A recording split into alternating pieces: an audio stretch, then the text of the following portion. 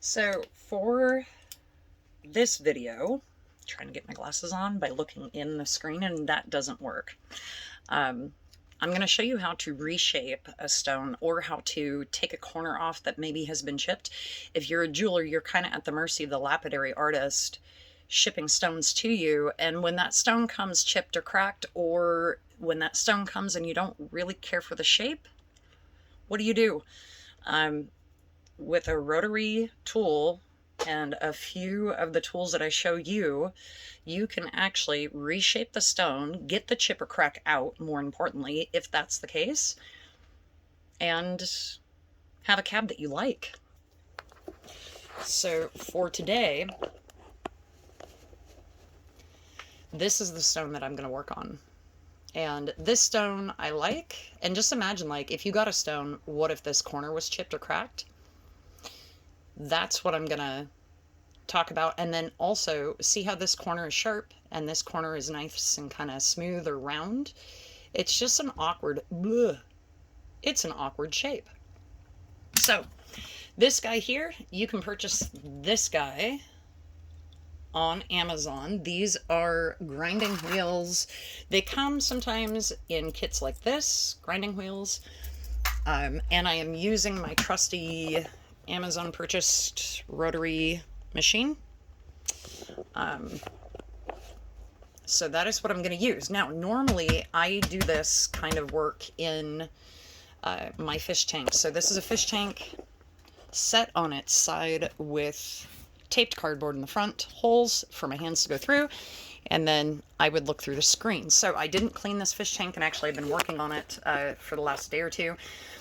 A good thing to know, if you use the fish tank, if you're a lapidary artist or you're a jeweler and you decide to use a fish tank, get a like a false cover for it, glass cover for it, for the top, because once you scratch this glass, you're kind of left looking through scratches. If you get a cheap frame from the Goodwill, take out the glass, put it on top of your glass so that you have a buffer glass, just the best way to go. Since normally I'd be working in the fish tank, the dust and debris doesn't fly everywhere, but since I am working without that, I'm gonna wear a mask. And you're gonna hear me from a muffled tone. So turquoise necessarily is not poisonous per se, but opal is, and I did just shoot a video where I took care of an opal. I might cut and cobble that together, but we're gonna do the turquoise for now. So I want to get this corner off.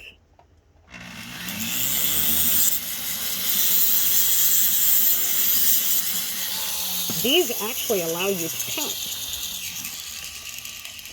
So these little grinders actually allow you to cut the stone pretty easily. I mean, this is Royson turquoise, and I just cut through that really easily.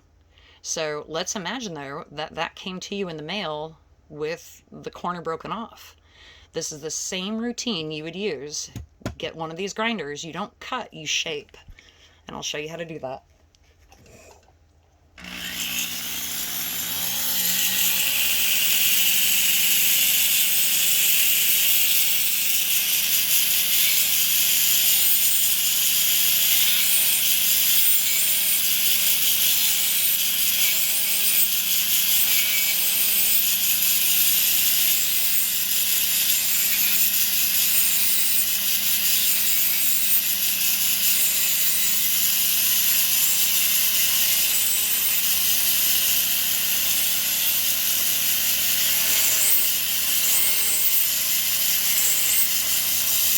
Okay, I like that shape.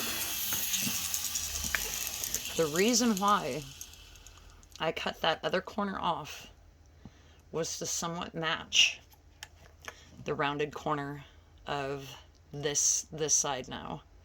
So now we have both rounded corners. Now it looks more like a teardrop. So that's what it looks like. It now looks more like a teardrop. My next step is to go to this guy. So I've cut some sandpaper, and I'm using this wheel to back the sandpaper because sometimes the sandpaper will spin freely. This is just to keep the sandpaper in place. This is 1200 grit, and I have a couple of sheets here just to give it a firmness. I can always take off one of these layers when that wears and go to the next layer. You can start with 500 grit.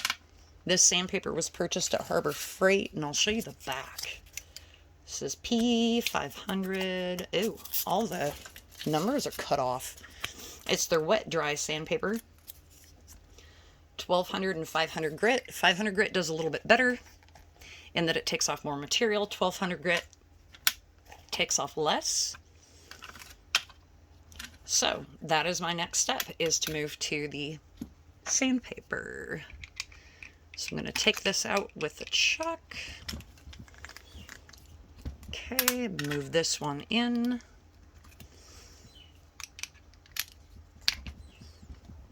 And sand away.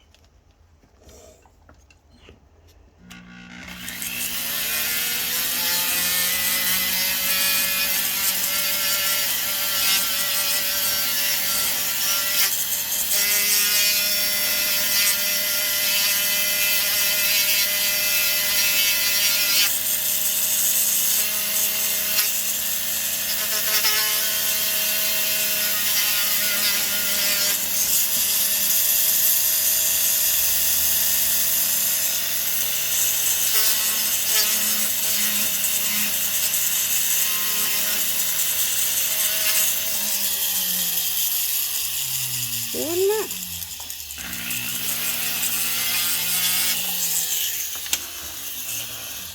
Okay.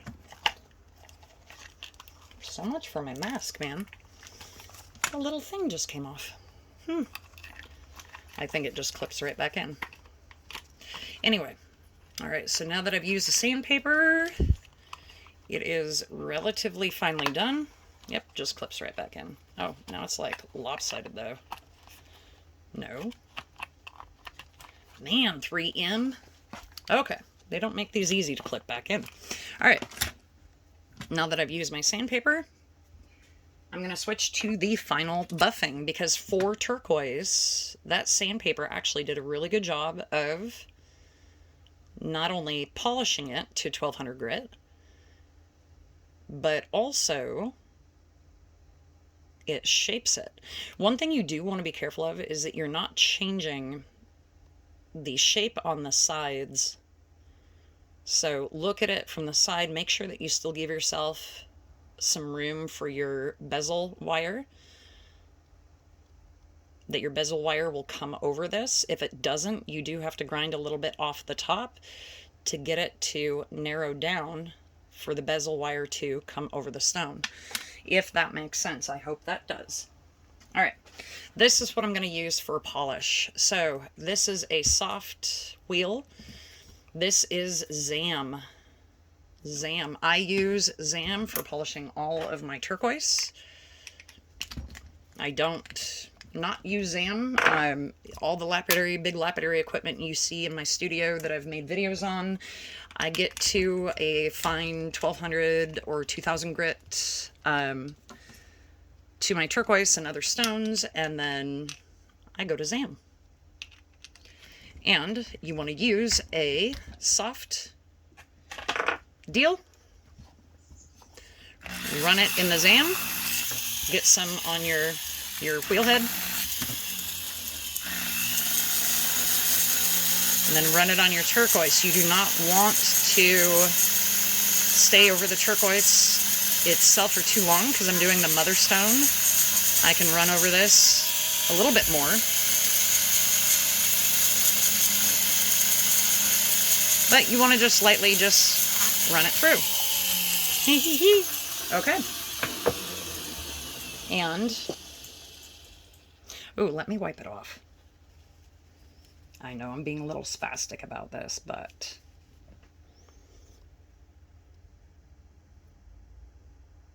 there you go. The polish is the same on that corner as it is for the rest of the stone. The polish is the same on that corner.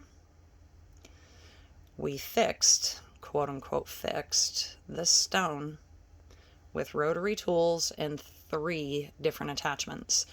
So Don't ever feel like you're stuck with a stone from a lapidary artist if it breaks, or if you get it and you don't like the shape, you can always reshape it with just your rotary tool.